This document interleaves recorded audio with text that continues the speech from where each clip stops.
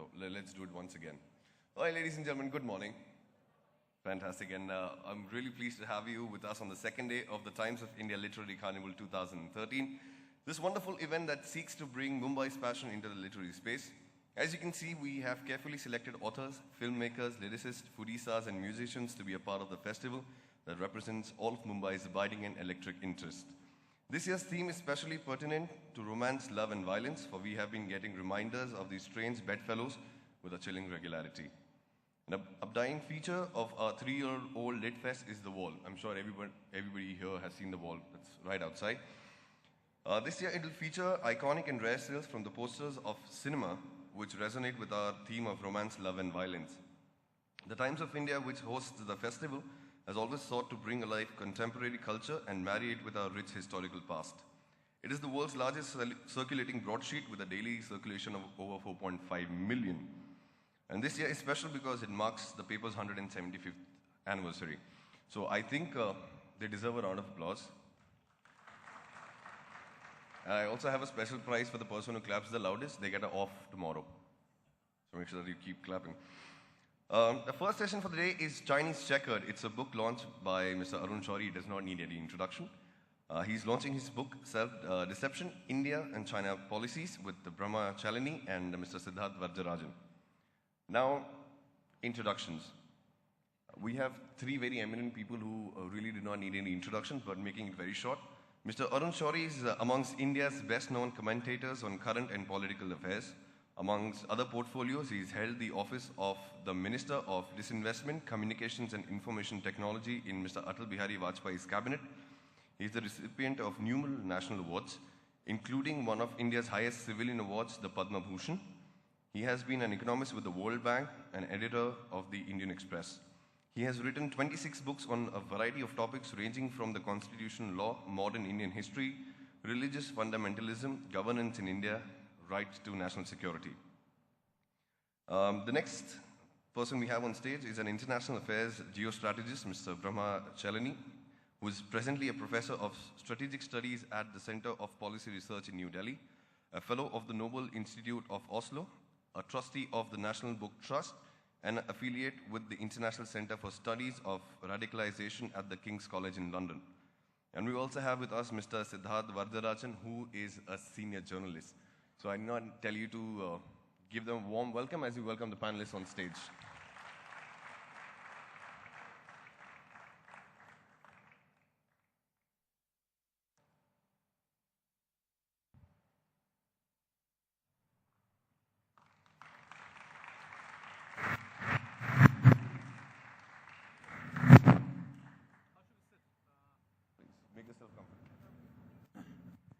So we have three very electrifying, not that electrifying at the moment, but three very electrifying personalities on stage. Good to see you. Ladies and gentlemen, enjoy yourself. Thank you. Thank you very much. I'd like to welcome the audience again on my behalf. This is a session on India-China relations that we are going to structure broadly around the new book that Mr. Arun Shourie has written on India's China policy, and in particular the UPA government's approach to China. He is, as you will gather, if you know anything about his life and work and his trenchant commentary on TV and the press, he is critical of the way in which the present government has handled its China policy, and he traces the history of this policy back. So it's a very useful account, historical but also contemporary account of India's China policy. We also have Dr. Brahma Chalani, who is a leading foreign affairs commentator, and as far as China goes, is also critical of Indian policies towards China. He hastened to add, while we were chatting before the session, that he is critical not just of the present government's approach, in other words, the Manmohan Singh government's approach, but he is equally critical, if I'm right, of the previous, the NDA Vajpayee government of which Mr. Shourie was a part. So I'm sure that will provide some fodder for animated discussion. Apart from that, I'm in a position where I will have to play devil's advocate here, because when you have two staunch critics of India's China policy, it's the unhelpful and unwelcome task of questioning them and I wouldn't say defending, but certainly playing devil's advocate as far as India's China approach and the whole question of China in Asia and the world in general, that will fall upon me. So without any further ado, I want to actually kick this discussion off, sir, because many members of the audience would not be, your book is new, it's brand new. Could you give us a brief outline of your basic thesis in this book? What do you think India is doing wrong, and what do you think the consequences of this would be in the context of evolving Chinese policy and strategy?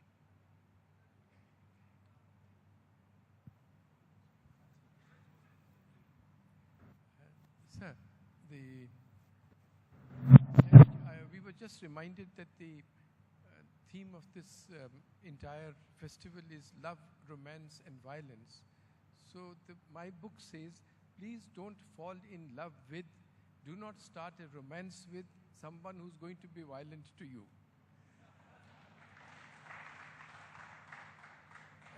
And the book certainly has almost nothing to do with UPA 2 at all. I mean, the UPA 2 things have come in just because they are the more recent examples, but it has to do with India's China policy, which I've characterized as self-deception from Panditji's time till now. And there is a continuity of assumptions, a continuity of self-delusions, which are documented in the book. And all of them have to do with shutting our eyes to the obvious. China's civilizational thrust has been power and the manipulation of the symbols and content of power. Just see what they have done now. Just see what they have done now in regard to their air zone. And they have again prevailed. America sent some 2 aircraft, South Africa or Japan ne bhi bhej diye, and America backed off, saying, no, please inform them. So they have a clear view, the Chinese have a clear view about power. They have a specialization in the manipulation of power. They have a clear view about their own position in the world. They are benchmarking themselves against the United States. I don't think it is recognized in India that in just 3 years, on purchasing power parity figures, China's economy will be larger than that of the United States. And they are translating their economic power into military power, from our borders to everywhere else. And second thing is that in India, one is shutting our eyes. Second is that it's not just policy, but it is our ability to do things on the ground. I'll give you, Siddhartha, with your permission, instances I have mentioned which are of this year. All of you heard about this Daulat Beg Oldie.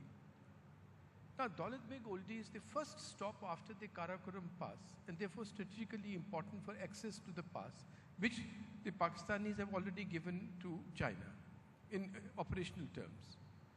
Now, point was that roads had to be built there. You can't build one road because the summer road passes over such height that you can't use it in winter. So a separate winter road had to be built, but you can't use it in summer because it passes over a frozen lake. So 2 roads were begun in 2009. In 2010, a man called Ghasi Ram, a civilian engineer working in the Border Roads Organization, started filing complaints against the military, these engineers. कि जी इन्होंने alignment ज़्यादा कर दी है, so as to make some money, etc. Complaints filed, inquiries started, work stopped.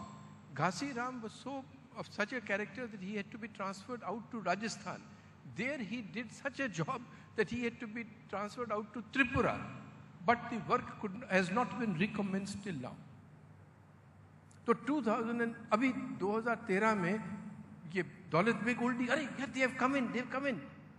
तो in 2007 the Prime Minister's advisor Sham Saran was asked to traverse various points the entire border to identify the points where roads have to be completed immediately. 73 points were identified after he's a big trekker also by actual physical verification with engineers and others. तो दौलत बेग ओल्डी हुआ तो अरे यार वो श्याम सरन की report को क्या हुआ तो Shyam Saran being a conscientious civil servant had kept no copy. In the Prime Minister's office the copy was not there. In the Defense Ministry they could not locate it. In the Border Roads Organization they couldn't locate it. So the trekking has begun again in August. ये China के साथ मुकाबला करने का तरीका है इसका UPA 2 से नहीं फर्क इस बार general Parnaik lieutenant general Parnaik you can imagine this seniority was appointed as the Director General of Border Roads. He could not enter his own office from the front door. Why? Because the wives of the civilian engineers were in dharna outside saying the BRO should be given over to their husbands. So it is the general tenor of governance compounded by the fact that we don't want to look at what China thinks of us. They don't have just a view about themselves. They have a clear view of us, that this is a potential nuisance that should be kept busy in South Asia. And that it is easily kept busy. Murder with a borrowed knife is in the wilds of war. So Pakistan is a willing instrument. You arm them, you equip them, and they will keep needling India.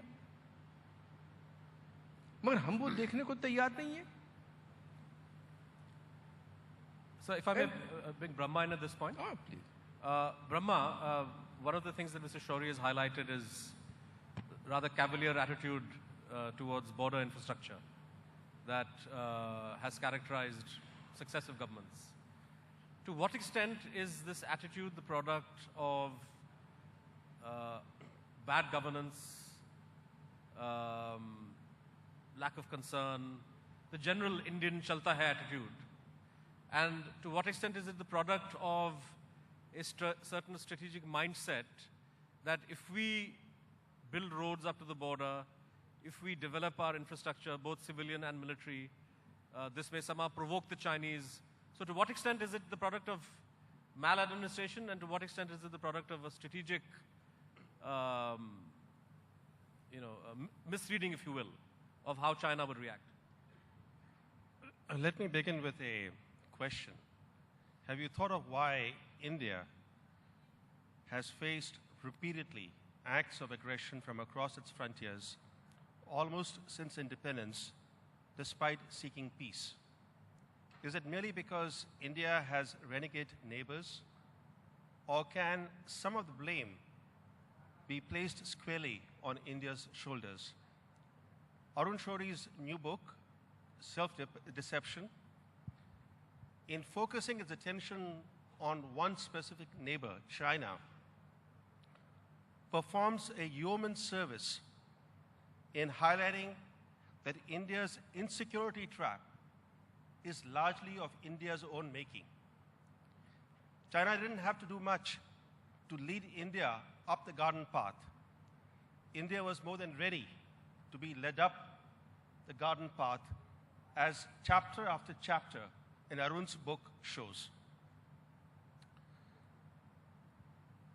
I wish to commend this book because it relies largely on primary sources. By that I mean on the published speeches, statements, and correspondence of Indian leaders who were in office. And this book really looks at India's China policy right from the late 1940s onward. So it's a comprehensive overview of how India has faltered repeatedly vis-a-vis China. The worrying message, Siddharth, that this book delivers is that India never learns from its mistakes. The Spanish-born US philosopher George Santayana's warning is particularly applicable to India. Those who cannot remember the past are condemned to repeat it.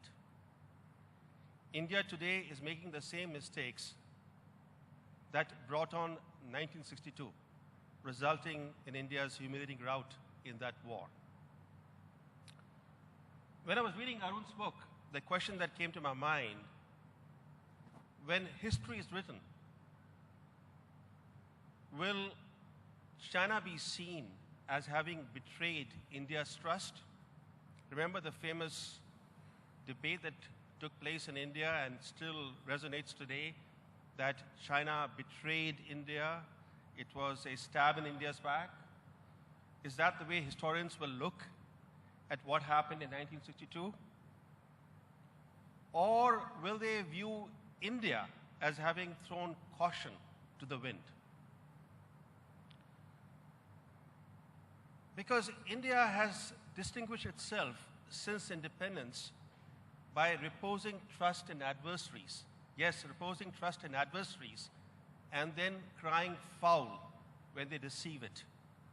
One such quote-unquote perfidy hastened the death of Nehru, who told the nation on the day China attacked India that China had returned, quote-unquote, evil for good. Evil for good. India, unfortunately, does not easily give up bad habits. As Arun's book shows, gushy expectations and wishful thinking have continued to blight Indian foreign policy, wreaking immense damage to national security, but more importantly, condemning India to repeat history. The big question that we have to ask ourselves, why? How do you explain all this? How do you explain this policy naivete? Is it because of poor statecraft? Is it because of lack of institutionalized policy making that allows those who are in power to transmit virus-like their idiosyncrasies and prejudices to national policies? If you look back at history, visionary leaders have turned tiny